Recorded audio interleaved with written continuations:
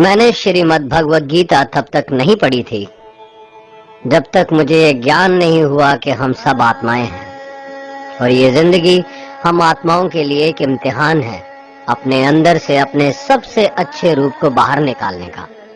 और भगवद गीता इस इम्तिहान को पास करने की एक अहम किताब है। भगवद गीता के 18 अध्याय हैं और ये संस्कृत में परमात्मा द्वारा दी गई थी। समय के साथ संस्कृत भाषा रोजमर्रा की जिंदगी से निकल गई और ये ज्ञान मनुष्य से दूर हो गया। समय समय पर भगवद गीता के साधारण अक्षरों में अनुवाद किया गया। इसी कोशिश को आगे बढ़ाते हुए आने वाले 9 मिनटों में भगवद गीता के कुछ अहम हिस्सों को अपने गुरु के आशीर्वाद से एक आसान रूप में मैं अपने 7 बिलियन भाई बहनों के चरणों में समर्पित कर रहा हूँ।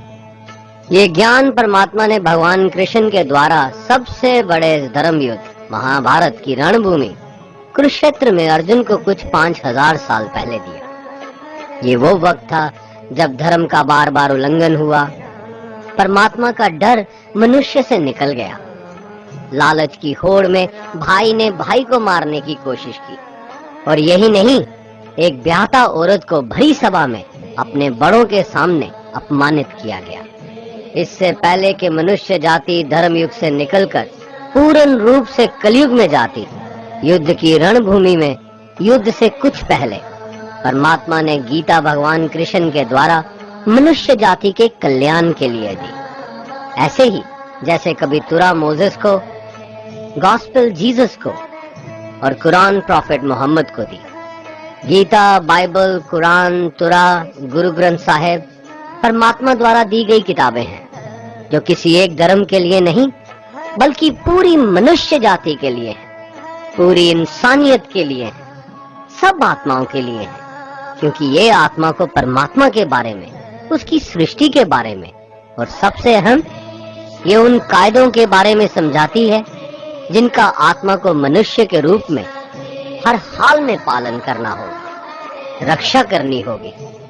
और इन्हीं कायदों की बुनियाद पे एक आत्मा को शरीर त्यागने के बाद परखा जाएगा और इस परीक्षा से पास होने पे हमेशा के लिए इस जन्म और मृत्यु से मुक्ति मिलेगी।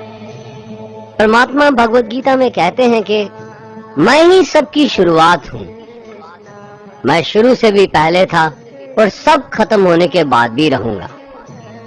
सब मुझ में है और मैं सब में हूँ। जो भी तुम छू सकते हो, देख सकते हो, चख सकते हो या सुन सकते हो, वो सब मैं हूँ। ये नदियाँ, पहाड़, सूरज, ग्रहण, चांद, सितारे सब मैंने बनाए हैं। मैंने ही भगवान, शैतान, राक्षस और इंसान बनाए। मैं सर्वव्यापी हूँ, सब में रहता हूँ, सब में मैं हूँ, मैं ही हूँ। मैं ही ब्रह्मा बनके सब बनाता हूँ और रुद्रा बनके सब नष्ट कर देता हूँ। मैं ये सृष्टि यूं ही बनाता और तोड़ता रहूंगा ताकि आत्माओं को मौके मिल सके इस जन्म और मृत्यु से एक दिन मोक्ष पाने को, हमेशा के लिए परमात्मा के साथ रहने को। भगवद गीता कहती है कि इस सबसे बड़ी परीक्षा के लिए परमात्मा ने प्रकृति का निर्माण 5 तत्व हवा, अग्नि, जल, पृथ्वी और ईथर से किया, जिन्हें हम छू के, चख के, सूंघ के, देख के समझ सकते हैं। पर खुद परमात्मा इन 5 इंद्रियों की समझ से बाहर है। उन्हें आत्मा इन इंद्रियों से नहीं जान सकती। आत्मा 5 इंद्रियों के साथ वैसे ही है जैसे एक लोहे का रोबोट जिसे अपने बनाने वाले का कोई पता नहीं। अर्जुन को भी परमात्मा का विराट रूप देखने के लिए भगवान कृष्ण ने दिव्य नेत्र दिए। भगवद गीता समझाती है कि आत्मा अजन्मी है, इसे कोई मार नहीं सकता, कोई जला नहीं सकता, डुबा नहीं सकता, काट नहीं सकता। लेकिन आत्मा को परमात्मा के साथ हमेशा रहने के लिए ये परीक्षा रूपी जीवन में बैठना ही पड़ेगा। इस परीक्षा के लिए परमात्मा से बिछुड़ के आत्मा को पृथ्वी पे किसी न किसी रूप में जन्म लेना पड़ता है और 88 करोड़ जोनियों को जीने और भोगने के बाद एक आत्मा को मनुष्य का शरीर और दिमाग मिलता है इस सबसे बड़ी मर्यादाओं की परीक्षा में बैठने के लिए। हर मनुष्य को इस पूरी परीक्षा के दौरान तरह तरह की अच्छी और बुरी भावनाओं के चक्रव्यूह में अपने ही भाई बहन या मित्रों के साथ डाला जाता है, जिसमें हर आत्मा को अपने अंदर के तामसिक और राजसिक अवगुणों से निकल के सात्विक जीवन में प्रवेश करने के मौके मिलते हैं। हमारे तामसिक गुण वो हैं जो हमारे अंदर हीन भावना पैदा करके हमें खुद को उदास और नुकसान पहुंचाते हैं, और हमारे राजसिक गुण हमें ईर्ष्यालु और लोभी बना के दूसरों के प्रति नुकसान पहुंचा सकते हैं। इस परीक्षा के दौरान हर आत्मा को तामसिक और राजसिक गुणों को खत्म करके अपने सात्विक गुणों से परिचित होना पड़ेगा। सात्विक गुण वो हैं जो आत्मा को अपने आसपास की हर चीज से जोड़े और उन्हें प्यार करना सिखाते हैं।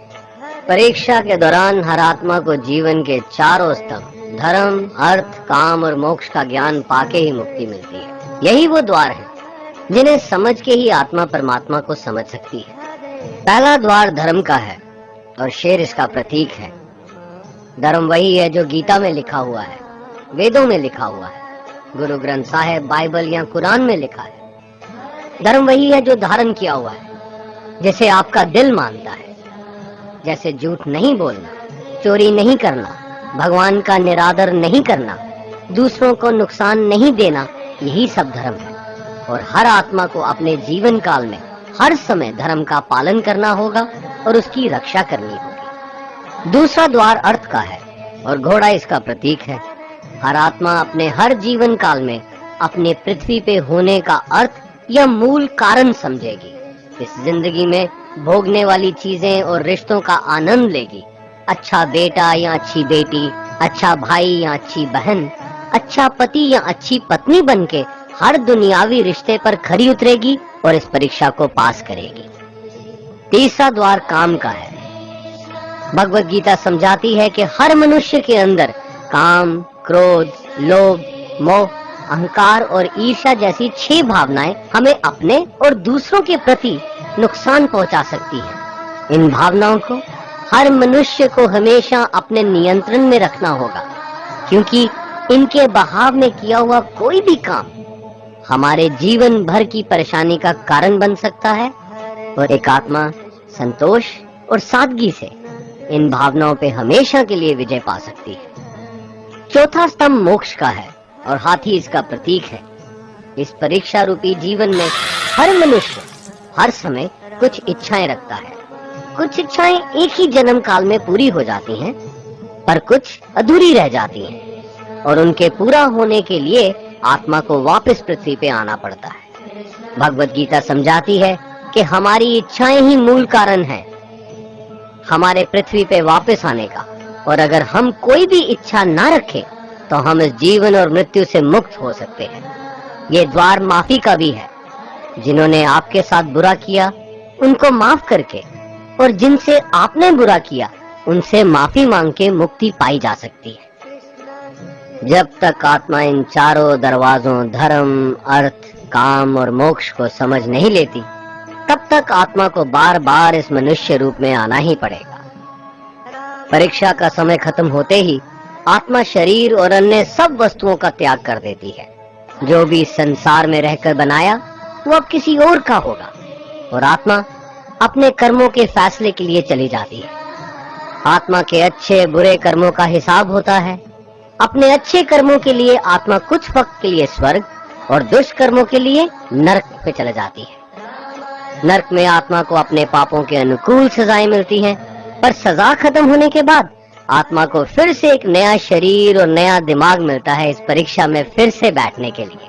और हर परीक्षा में वही सब फिर दोहराया जाएगा, जिंदगी के 4 स्तंभ धर्म, अर्थ, काम और मोक्ष को समझने के लिए। हर जन्म में अपने कई जन्मों के कर्मों के हिसाब से हर आत्मा को कभी अच्छे और कभी बुरे हालातों से जाना पड़ता है, लेकिन जब तक आत्मा परमात्मा के साथ योग को नहीं समझ लेती वो मुक्ति नहीं पा सकती। भगवत गीता समझाती है कि मनुष्य अपने शरीर, दिमाग या दिल से भगवान को पा सकता है। शरीर द्वारा किए कर्मों के माध्यम से परमात्मा को पाने को कर्म योग कहते हैं। ऐसे कर्म जो परमात्मा की इच्छा से हो और दूसरों के कल्याण के लिए हो। वाल्मीकि ने रामायण लिख के श्रवण ने अपने माता पिता की सेवा और उन्हें चार धाम की यात्रा करवा के, मदर टेरेसा ने अपने प्यार और सेवा के माध्यम से, और मैडम क्यूरी ने वैज्ञानिक खोज में अपने जीवन का बलिदान देके अपने कर्मों द्वारा परमात्मा को पाया।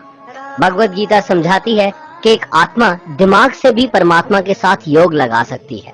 इसे राजा योग कहते हैं, क्योंकि दिमाग या मस्तिष्क सब इंद्रियों का राजा है। एक मनुष्य अपनी आस्था, सांस प्रणाली, आसन, अभ्यास, साधना और तपस्या से परमात्मा को इस योग के रास्ते पा लेता है। इस योग को समझने के लिए हमें अपने अंदर की एनर्जीज यानी चक्रा और कुंडलिनी को समझना पड़ेगा। आत्मा मस्तिष्क से मेडिटेशन या ध्यान लगा के परमात्मा के साथ योग लगा सकती है। शंकराचार्य, स्वामी परमहंस, स्वामी विवेकानंद और उनके जैसे कई योगी इस योग के रास्ते परमात्मा के साथ संधि लगा पाए। परमात्मा भगवत गीता में कहते हैं कि अगर किसी आत्मा को धर्म ना भी समझ आए, योग ना भी समझ आए, पर अगर वो मेरी शरण में आ जाए तो मैं उसके सारे पाप माफ कर देता हूँ। परमात्मा को ऐसी दिल की गहराइयों से पुकार के पाने को भक्ति योग कहते हैं। चैतन्य महाप्रभु, मीराबाई और भगवान हनुमान इस योग के सबसे बड़े उदाहरण हैं। लेकिन कभी आत्मा अपने होने का मूल कारण भूल के धर्म का उल्लंघन करे या पाप के रास्ते पे निकल जाए तो उसे ठीक करने के लिए परमात्मा खुद किसी रूप में पृथ्वी पे जन्म लेते हैं। आइए श्री भगवत गीता, गुरु ग्रंथ साहिब, तुरा, बाइबल, कुरान या ऐसी किसी भी दीनी किताब को पूरा पढ़ के इस जिंदगी के असली मायने समझें और परमात्मा के साथ योग लगाएं। अगर आपने इसे पसंद किया तो इसे औरों को बांटिए, ताकि सब आत्माएं अपने यहाँ होने का मूल रूप समझ सकें और इस जन्म और मृत्यु से मुक्ति पाके हमेशा परमात्मा के साथ रह सकें।